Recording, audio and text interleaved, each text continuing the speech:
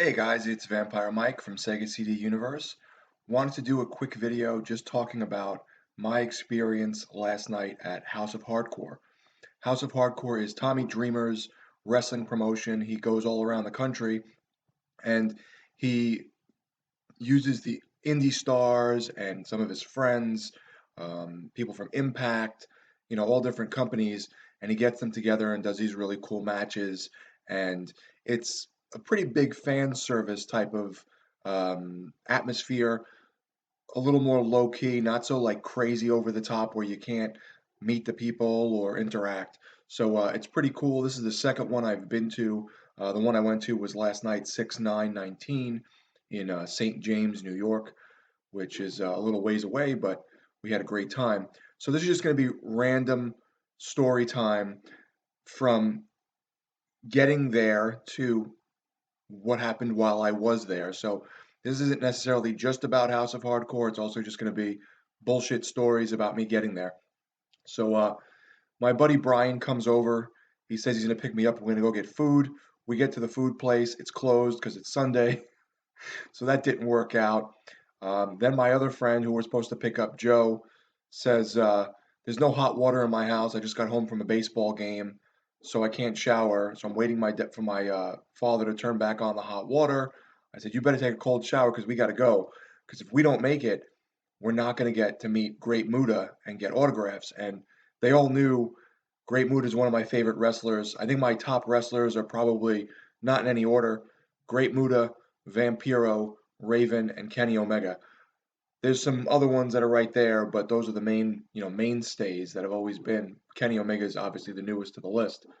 So a little while later, he's like, "All right, they just turned the water back on. There was like a leaky pipe or something they were trying to fix. They just turned the water back on. I'll be done in 20 minutes." And I'm like, "We're really cutting it close because the show starts at 5. I think it was from 5 to 8, and it was about 3:20 by the time we got to Joe or so, and it takes an hour to get there. And Muda was signing from 3 to 5 right before the show started. So I'm like, we're gonna miss him. So we drive there. Brian made great time. He got there really quickly. We stop in a Wendy's on the way there and eat really quick, and then head over to the sports arena. What it is it's like a half open arena for, I guess, like events if you want to book it for things, or maybe certain types of events. I don't know. I'm trying to think what they would use it for. It's like an indoor kind of place that we could have like a ring, or you can maybe do like soccer. It's probably for like soccer. And then on the other side, there's another open arena that they use for hockey and other stuff. And then there's like little vendors with like hot dogs and hamburgers, and then there's like a little arcade with machines you can like play games on and stuff. So it was pretty cool. But I've been there before. So we see Sammy Callahan walking around, a little bit smaller than you would have thought. I mean, he always plays this kind of angry, big, hardcore presence, and he's sort of a small statured type of guy, but kind of kept low key so that I could kind of tell people. I guess he didn't really want to be noticed. Um, we get into the line, and the line is all the way to the back, and I'm like, oh man, we got 30 minutes. Hopefully we get up there.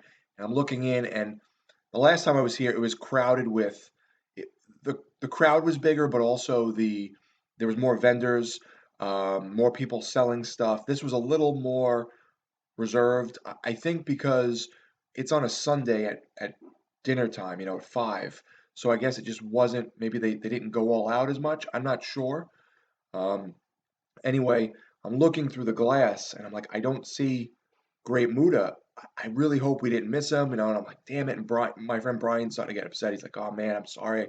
Hope we didn't miss him. I know we were running late, blah, blah, blah, whatever. We get up there, and then right when you walk in to the right, Great Muda is sitting there with a hat on and, hanging out. And we're like, oh, this is awesome. Cool, cool. So we get up, and I'm thinking, these autographs are going to be expensive because I've seen like Austin Aries and stuff, and they'll charge, 20, $30 for an autograph, and then 20, $30 for a picture with you. But sometimes they'll say, oh, both for 50, or if you get an autograph, we'll throw in a photo for free. They sometimes will work with you a little bit. Or Shane Douglas had a really cool package for, I think, $50 at one point, where it was a T-shirt, a photo with him, and an autograph. So like they do specials sometimes. But this is Great Muta, you know. The guy is from Japan. He's in his 50s. He just had a lot of surgeries done. I think knee surgery, if I recall. So I don't know how much longer he's going to be wrestling. He's also from Japan. When will I be able to see him again? You know what I mean? In my lifetime, probably never. So I was very excited. The line wasn't long. There was maybe two people ahead of us. I said, "How much are the pictures?" And the guy in front of me goes, "Oh, it's $20 for an autograph and $20 for a photo with him." I said, "I'm down for both, definitely." So I get up there, I pay the guy. I'm not sure how well Great Muta speaks English, but he's been around forever. So I said, "It's so nice to meet you. You're one of my favorite wrestlers, and I never thought I'd be able to meet you. And I'm so happy." And he goes, "Oh, thank you, thank you." So we sat down, and he did the too sweet, NWO Japan sign, and took a picture, and he signed. He had a couple 8x10s. He had the old fashioned one with the old face paint, which is my favorite. Then he had the newer version with the mask, um, which my buddy Brian got an autograph on, and they gave him the $40, and I said thank you, and nodded my head, and it was just really cool to meet him. It really was. So I was already excited. That was it. I was done. Like I met Great Muta. I accomplished my goal. The matches could suck. I don't care, but that wasn't the case. So they start the matches. The first two matches are pretty good. One guy stood out to me, Jay Stick, JXT. He ends up coming around during the intermission and sits down, and he's next to Joey Ryan. Oh, by the way, we see Joey Ryan before the matches start. Let me go backwards. We see Joey Ryan and we see Johnny Impact, who's also known as Johnny Mundo, and he had another name at one point, John Morrison. So we see them. We walk by Joey Ryan and I go, "Hey man, how you doing?" And he goes, "Hey, how you doing?" He's a little drier than I expected. I don't know if he was like hyping himself up for the show, or maybe he's just a little drier in person and not as like outlandish as his character. So I said, "Oh, I ordered one of your autographs a while ago online." And he goes, "Oh yeah, that was a long time ago that I was selling those on via PayPal, on Facebook." And I said, "Yeah, it's." And he just kind of kept it dry. He didn't get any further or say anything. So I just kind of let him be. Um, we walked by and we saw John Morrison, Johnny Impact, and it's funny. I know him from TV and Lucha Underground and Impact Wrestling, but he was in this movie Wrestle Madness with this dog that wrestles with a monkey as his manager. It's a really silly kids movie. I got it at the dollar store on Blu-ray, um, and he's in it. He's the bad guy. So it just made me think of that, and I sort of laughed to myself. But we walked by and we all wore Bullet Club shirts, and he goes, "Who the hell's in Bullet Club now anyway? Do you guys know?" And I thought he was like teasing because of our shirts, like kind of breaking our chops. And we're like, "Oh yeah, it's Jay White and the Tongans, and the Tokyo Pimp and Crown Jewel, Chase Owens." So he's like, "Oh yeah, yeah." We were kind of chatting with him, very down to earth, very cool. The matches then start. The initial matches were good. As I said, we got up to I think it was the second match, had this guy come out, and I'm looking at him, and his name is JXT, and I'm like, he reminds me of Facade, thin white guy, long dreads, kind of flashy, colorful outfit. So the matches were really cool. Joey Ryan put on a good match with Little Guido. Uh, it was just overall it was good, and they went to intermission, and I'm trying to remember the order of things. They went to intermission, and Joey Ryan is now sitting next to JXT, and we go over and ask Joey Ryan, how much for a photo with him, and he's like, "Oh, $5," which is cheap. No one does $5 for a photo ever. I've never seen that. It's at least 10, usually 20, sometimes 30. So we all took pictures with him. He was a little more vocal at this point. My friend goes to take the photo. The thing is completely blurry, so he takes another one with us. So that was cool of him. And then I walk over to JXT and I start chatting with him. Oh, Luchasaurus was there too. He's a big up and comer. He just signed with AEW. He's obviously still able to do indie shows. He's really good. He's tall, really in shape. Wears this mask, this like lizard dinosaur type mask, cool looking outfit. We walk over to JXT. I start talking with him. I hear his accent. He's from Australia. I mentioned Facade. He said, "Oh yeah, that's funny.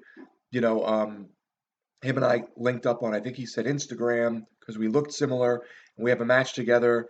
I think he said in a week or two, and he shares all my posts, and we get along really well. He's a very nice guy. I'm like, that's really, what a small world. That's funny. Obviously, they're both wrestlers, but they're from different parts of the globe, and they linked up, and now we're gonna meet one another. So we're talking, and he goes, I really. He didn't say put all my eggs in one basket, but he was alluding to that, and he said, I came here and kind of spent all my money to get here, and it's awesome. I love it here, and I hope I get picked up, eventually by a company because I would love to stay. The Australian scene really isn't that big. They don't stream a lot. The venues don't have as big of a turnout. He was a really nice guy, so I said to him, "Listen, how much for a photo with you?" And he goes, $5. And I'm like, "Okay, great." So I ended up talking to him about Chopper Reed, the criminal from Australia who's famous, who I don't know if I want to say a fan. I'm a fan of. Um, and I found the movie Chopper really, really interesting. It's one of my favorite films with Eric Bana, and Chopper was just a very funny, weird character. So he's like, "Oh yeah, Chopper," and he goes like this, because Chopper always has two guns in his hand. I said, "Oh yeah, yeah." So when we went to take the photo, I said, "Can we do Chopper guns?" And he goes, "Sure." So we went like this and took a photo. I'm gonna include the photos at the end of the video so you guys can see me with Great Muta, JXT, and Joey Ryan. So he was really, really down to earth, and I really hope he makes it big and gets signed. Makes it big and gets signed by Impact or AEW, that they help him get a work visa and he can stay here and work because he's a young dude. He's in great shape, great moves, up and coming, and you could totally tell he had the passion. And it sort of sucks that in Australia it's not where it needs to be. So I hope that he makes it. I really do. He was a really down to earth guy. Um, then we went back to some of the matches. Got to see Michael Elgin, who's one of my favorites. He really trimmed down. Moose also really trimmed down, but he was good. There was a match with I don't know if this was before the intermission, this guy that's with Sammy Callahan, I think. Sammy Callahan. And he did a move on Ace Romero and he injured him. He went to jump over him and Ace went to do like one of those football blocks where you use your shoulder, I guess a shoulder tackle. And he sort of like kneed him in the neck with a shoulder and like fell over him. And then they went like this and said Ace was hurt. I don't know how hurt he was. Um, admittedly, I'm not a huge Ace Romero fan. I there comes a point where guys get so big. He's a very large man. When guys get so big, I feel it sort of gets in the way or takes like I feel like the guys that really work hard to get in shape and are muscular and fit. It's a level of dedication. When they're just overweight, like Barrington Hughes, Ace Romero, I feel like it's sort of too big for my taste. But I know some people do, love his work and more power to you. So either way, he got injured. I didn't want to see him get injured.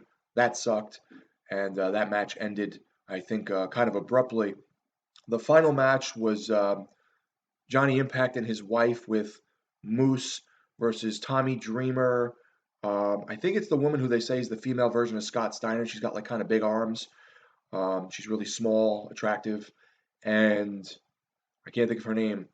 And they were with Billy Gunn, Mr. Ass Billy Gunn, who always seems to be in a good mood. And it was a little bit more of a comedic match than I enjoy, but it was still a pretty good match. They did some cool stuff. They did some funny spots, and Brian Cage was there. He was doing autographs too, but I guess he's still injured because he didn't have any matches.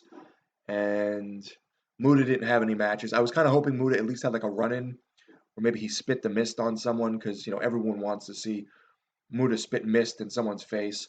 And yeah, that was about it. It was a great time. Got to meet some of my favorite wrestlers. Like I said, I'm a big fan of Joey Ryan.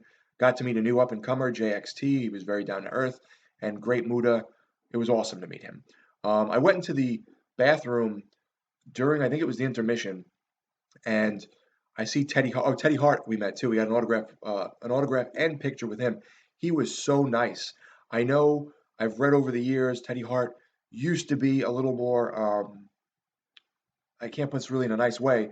He used to be a little more arrogant, and he rubbed people wrong, and he didn't, I guess, do well with the upper brass in WWE or whoever, whatever.